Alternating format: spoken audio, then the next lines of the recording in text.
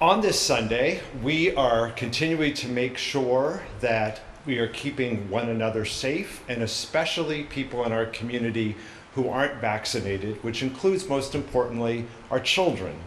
We have about 80 children in our school who are in quarantine on this morning, including a number of you at home who are part of our church family.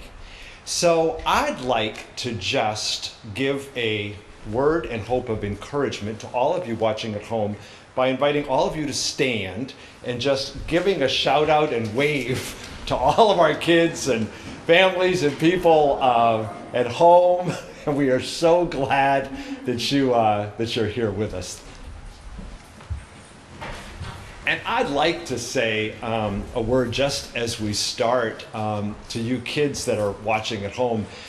Last Sunday was our rally day, beginning of church school, and we weren't able to do all of those things we hoped to do, of having you up here leading us in worship. But instead, because of COVID, you were downstairs, and some of you were here to meet together. And on this morning, we're not having church school because of the outbreak of COVID at your school. And it makes me think of two things. One is I wanted to remember you folks who are at home in quarantine, and I just wanted to give a remembrance and a shout out to Logan Kripowitz, Brady Alley, Alden Peters, Eleanor Irwin, Annie Whitney.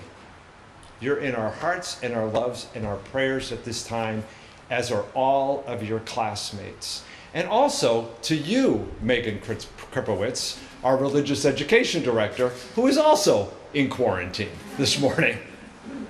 You know, it's a really challenging time with this pandemic. I think of so many of us just wished it were over a long time ago, and it's so not over. In fact, it's one of the most challenging times on our peninsula with COVID, and it's especially affecting you, our kids. And you know, I think about that. And I think about how do we do this thing we call church, about reminding each other about the love that holds us. And especially in challenging and hard and very difficult times that just can't be fixed.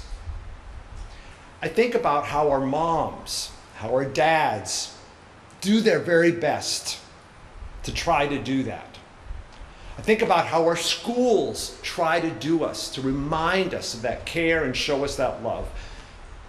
I'm reminded how our church tries to do that. And I remember about so many other friends and family and grandparents and aunts and uncles all trying to do that. And point of fact, none of us do it perfectly. And none of it do us as well as we'd like to do all the time. And we disappoint each other.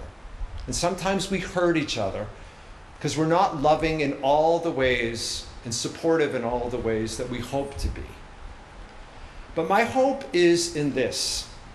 In all of our little and partial and inadequate and sometimes just so great ways of showing that we love and care for one another, that we are reminded of that very love that holds all of us all the time and that never lets us go, called the love of God. And so wherever you are and wherever we are this morning, I invite us just to open up our arms, and perhaps even a little wider than we're even comfortable doing, and just to take in this love of God that's all around and with us all. And let's take it all in and give ourselves a nice hug of it all.